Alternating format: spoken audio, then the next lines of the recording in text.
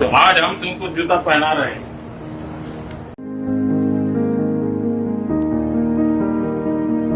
गरीब वो इंडियन जो वहां पे मेरा ख्याल है $1000 या $700 या $600 कमा रहा होगा, उसको जाके मिलते हैं। यही नहीं बल्कि पीएम मोदी खुद फीता बांधते भी नजर आए।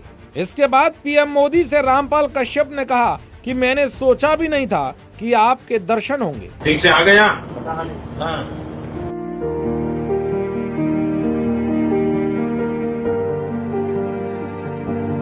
उसकी इकोनॉमी बहुत तगड़ी है, उसके मामलात बहुत अच्छे हैं, उसकी लीडरशिप हमारी लीडरशिप की तरह मखौलिया नहीं है। वो जब बाहर जाता है तो वो कभी भी गरीब आदमी से मिलना पसंद करता है, डियास्पोरा से मिलना, वो आम आदमी से कनेक्ट करना चाहता है। ये किसने कहा था कि घुस के मारेंगे? और 20 बंदे मारे जा चुके हैं अब तक। अगर कोई हमारे अंदर घुस के हमारे बंदे मार रहा है तो फिर इसका मतलब है हमारा दिफा कमजोर है। माफी देते हैं, माफी मांगते हैं, सिर्फ माफी और कुछ नहीं। सबसे गंभीर प्रॉब्लम बलूचिस्तान का है, इंटरनल भी एक्सटर्नल भी, क्योंकि अल्टीमेटली ये जालिम बलूचिस्तान को हमसे अलग किए बगैर चैन से नहीं बैठेंगे। और इन तमाम बातों में रा की साजिश है। हज तक कौन जिंदा रहेगा? कौन? इतने 52,000 लोग जो है वो शहीद कर दिए गए, इलाका खत्म कर दिया गया। पाकिस्तानियों को देखना पड़ता है नरेंद्र मोदी की तरफ कि मोदी जाके दुनिया में एलीट से नहीं मिलता, वो जो आम स्ट्रीट मैन है, इंडियन का जो स्ट्रीट मैन है। नमस्कार दोस्तों, आए दिन पीएम मोदी कुछ ऐसा जरूर करते हैं जिससे वो भारत के लोगों का दिल जीत लेते हैं। 14 वर्षों से श्री रामपाल कश्यप जी पीएम मोदी से मिलने का इंतजार कर रहे थे और उन्होंने ये कसम खाई थी कि जब तक वो पीएम मोदी से नहीं मिलते तब तक वो अपने पैरों में चप्पल नहीं पहनेंगे। लेकिन आज यमुनानगर में प्राइम मिनिस्टर नरेंद्र मोदी ने रामपाल जी से मुलाकात की और उन्हें खुद अपने हाथों से जूते पहनाए। उनकी ये वीडियो इस वक्त सोशल मीडिया में वायरल है और खुद हमारा दुश्मन देश पीएम मोदी की तारीफ करता थक नहीं रहा। इससे पहले भी कई बार हमने देखा है कि जब पीएम मोदी फॉरेन ट्रिप पर बाहर जाते हैं तो सबसे पहले इंडियन लोगों से मुलाकात करते हैं और अपना पूरा वक्त उन गरीब वर्ग के लोगों को देते हैं जो उनसे मिलने आते हैं। और यही कारण है कि आज पीएम मोदी दुनिया के सबसे पॉपुलर लीडर बन चुके हैं।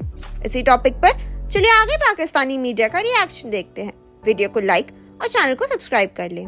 दोस्तों, आज बात करनी है कि पाकिस्तान के वज़ीर आज़म और उनके भाई जाते हैं बेलारूस और वो वहाँ पे बेलारूस के प्रेसिडेंट अलेक्जेंडर की दावत पे जाते हैं। वो तकरीबन 1994 से वहाँ पे पावर में है। एक सवाल है मेरा कि पाकिस्तानी सियासतदान जब बाहर जाते हैं तो वो बाहर जाके अपनी फैमिली को साथ क्यों लेके जाते हैं? अपनी फैमिली को क्यों प्रमोट करते हैं? हमारे साथ नेबरिंग कंट्री में भारत है। नरेंद्र मोदी जब भी बाहर जाते हैं किसी मुल्क के अंदर तो वो वहाँ पे जाके भारतीयों को मिलते हैं, इंडियंस को मिलते हैं। हमारी लीडरशिप वहाँ पे जाके एलीट को मिलने की कोशिश करती है।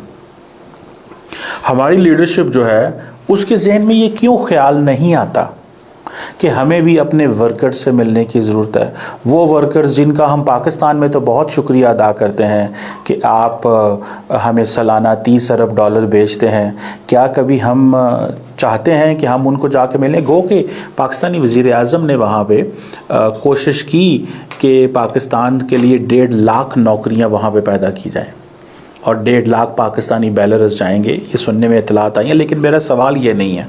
मेरा सवाल ये है कि नरेंद्र मोदी जब भी जाता है, अभी हाल ही में जब लास्ट टाइम फ्रांस गए हुए थे तो वहाँ पे जाके उसने भारतीय साइंसदानों से मक्सई साउथ ऑफ फ्रांस में मुलाकात की विद दी फ्रेंच प्रेसिडेंट। अगर वो जाते हैं कुवैत के अंदर तो वहाँ पे जाके गरीब वो इंडियन जो वहाँ पे मेरा ख्याल है $1000 या $700 या $600 कमा रहा होगा, उसको जाके मिलते हैं। हमारे लीडर्स जो हैं वो पसंद करते हैं कि बैरूनी दुनिया की जो लीडर्स, जो एलीट है, वो मिले। नरेंद्र मोदी वहाँ की एलीट को नहीं मिलता। आपको खूब अच्छी तरह यह भी याद होगा कि हमारे फॉरेन ऑफिस ने इंडिया को इसमें नॉमिनेट किया था कि इसके पीछे भारत का हाथ है।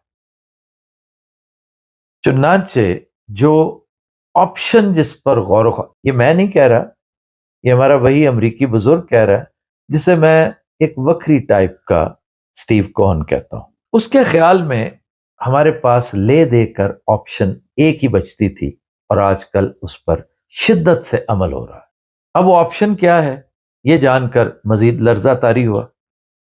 वो ऑप्शन ये है कि इंडिया नो डाउट इस वक्त शदीद क्लाउट रखता है, हर एक उसके जेर असर है, उसकी इकॉनमी बहुत तगड़ी है, उसके मामलात बहुत अच्छे हैं, उसकी लीडरशिप हमारी लीडरशिप की तरह मखौलिया नहीं है, वो और तरह की मखौलिया है, लेकिन अपने मुल्क के मामले में वो स्टेडफास्ट हैं, तगड़े हैं।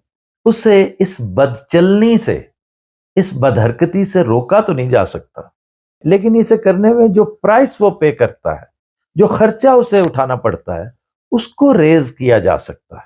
तो उसी के पेश नजर हम अब एक मुख्तलिफ अंदाज का फाइट बैक करने जा रहे हैं। अब वल्लाह आलम हम कहाँ करते हैं, कैसे करते हैं, लेकिन कहा यह जा रहा है कि everything is in play, the process is on, और ये इरिवर्सिबल होता है। जिसे आप शुरू कर दें तो उसको अबॉर्ट नहीं किया जा सकता। ये अगर वॉशिंगटन बैठे किसी बाबे को पता है तो कैसे हो सकता है कि दिल्ली में पता ना हो। इसलिए इसके रेपरकशंस, इसकी रेमिफिकेशन कम नहीं होगी, खासी ज्यादा होगी। इसके लिए हमें ज़हनी तौर पर तैयार रहना चाहिए। लेकिन हम क्या करें, अगर कोई आकर हमें मारेगा और स्कॉट फ्री चला जाएगा तो ये उससे भी बड़ी जिल्लत है। और खुदा करे कि जो कुछ भी हो पाकिस्तान के लिए बेहतर हो, क्योंकि इस किस्म की सिचुएशन हमेशा पाकिस्तान को एक नई जेपर्डी में डाल देती है। जिस अंदाज से ये स्लो हैं चीज़ों को अडॉप्ट करने में, और जिस अंदाज से ये कन्वेंशनल पॉलिटिक्स को लेके चलते हैं, और ये ग्रीवेंसेस को जिस अंदाज से स्लो अंदाज से देखते हैं, आपको क्या बताओ कि अब दुनिया ऐसी सियासत का मुतहम्मल नहीं है। दुनिया अब ऐसी सियासत पसंद नहीं करती, दुनिया ऐसी सियासत के साथ नहीं चल सकती।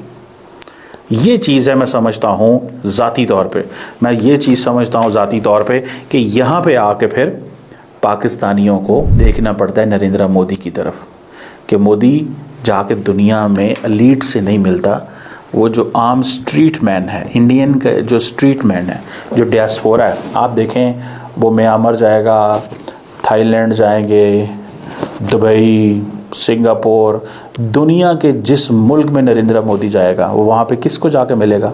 सबसे पहले अवाम को। उनकी एम्बेसीज़ को, हाई कमीशंस को पता होता है, वो लोगों को बता देते हैं नरेंद्र मोदी आ रहा है। वो एम्बेसीज़ के लोग जो होते हैं वो अपने लोगों को बताते हैं, वो एयरपोर्ट के बाहर खड़े होते हैं, वो नरेंद्र मोदी को वेलकम करते हैं, और इससे वो एक कनेक्शन बनता है, इससे कनेक्शन बनता है।